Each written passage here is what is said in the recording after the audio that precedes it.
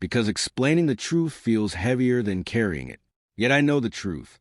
I know how many nights you lay awake replaying conversations, wondering whether you said enough, did enough, loved enough. I know how often you compare who you are today with the person you once hoped to become. Those comparisons have been unkind to your heart. But still you rise each morning and continue walking. That quiet determination has never escaped my attention.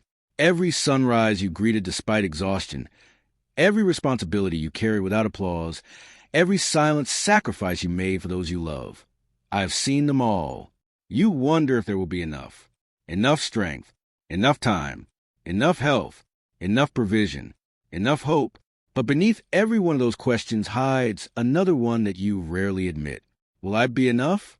My precious child, that question has echoed inside you for far too long. You have entered rooms carrying invisible doubts, while everyone around you believed you were confident. You smiled through conversations while quietly wondering whether you were falling behind. You kept serving others, even when your own heart felt empty. Before you ever thought about your own needs, you made sure everyone else was cared for. You answered messages late into the night. You remembered birthdays, appointments, deadlines, responsibilities, and countless small details that others never noticed. You became a dependable one, the strong one, the one everyone leaned upon. But when evening arrived, you sat alone wondering what was left for you. I have never overlooked those moments. Not once. Even your prayers changed. They became shorter, quieter, sometimes nothing more than a sigh. You worried that your faith was fading because your words became few. My child, your faith was not disappearing. You were simply exhausted. When people believe they have little left, they begin conserving everything, even their words. Yet I have always understood the language of weary hearts. A single whispered "help me" has reached me just as surely as the longest prayer "and my beloved child." There is something else I want you to understand tonight. No one has ever truly measured how much of yourself you have poured into the lives of others. You have carefully kept track of everyone's needs, everyone's appointments, everyone's burdens. But who has paused long enough to ask how much of you remains? I have. Long before this evening arrived, I knew every sacrifice you would make. I counted every unseen act of kindness, every moment you chose patience instead of anger, every tear you wipe away before anyone else could see it. Nothing about your life has ever escaped my notice. Sometimes when the house grows quiet, your thoughts become louder than the room itself. You begin looking at the months behind you and wonder whether too much has already been lost. Dreams that once felt close now seem farther away. Relationships have changed. Faces around the table are different. Time has moved faster than you expected. In those moments, you begin to believe that what remains is too small to matter. But that is not how I see you. You have mistaken what is unfinished for what is failing. You have looked at your life through the eyes of fear instead of the eyes of hope.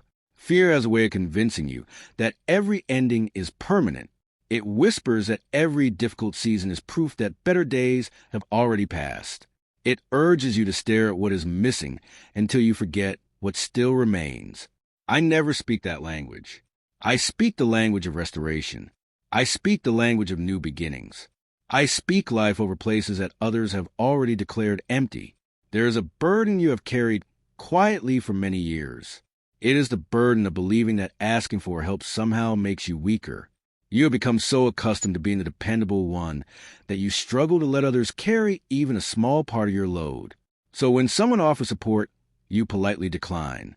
When someone asks if you need anything, you smile and say, "I'm okay."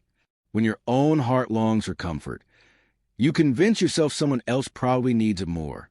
My beloved, I never asked you to carry life alone. Strength does not mean pretending you never grow weary. Even the strongest trees bend when powerful winds arrive. Even rivers slow before they reach the sea. Rest is not weakness. Dependence upon me is not failure. It is trust. For so long you'll believe that if you simply worked harder, worried longer, or planned more carefully, you could protect yourself from disappointment. Yet no amount of careful planning has ever been able to remove every uncertainty. You know this. Still, your heart continues trying. There was a season in your life when this constant vigilance helped you survive. There were difficult days when every decision mattered. You learn to stretch what little you had. You learn to prepare for tomorrow, because yesterday had taught you painful lessons. I understood why you lived that way. I walked beside you through every difficult chapter. I never condemned your caution. It helped you endure. But, my child, some habits that protect you during a storm become heavy chains once the skies begin to clear. The season changed. The habit remained. Now you often expect loss before receiving blessing. You brace yourself before joy has even arrived. You prepare for disappointment, while I am preparing an answer to prayer. You have become so familiar with guarding your heart that sometimes you struggle to receive my gifts without wondering how long they will last. When peace comes, you quietly wait for it to disappear. When provision arrives, you immediately begin calculating how quickly it might run out. When love is shown to you, part of your heart whispers, "Don't get too comfortable." Fear has trained you to monitor every blessing as though it were already slipping away. That is not the freedom I desire for you. I do not want you merely surviving each day. I want you living with confidence in my faithfulness. Listen carefully. Fear counts what is disappearing. Faith remembers what has already been provided. Fear studies the empty spaces. Faith remembers every time I filled them before.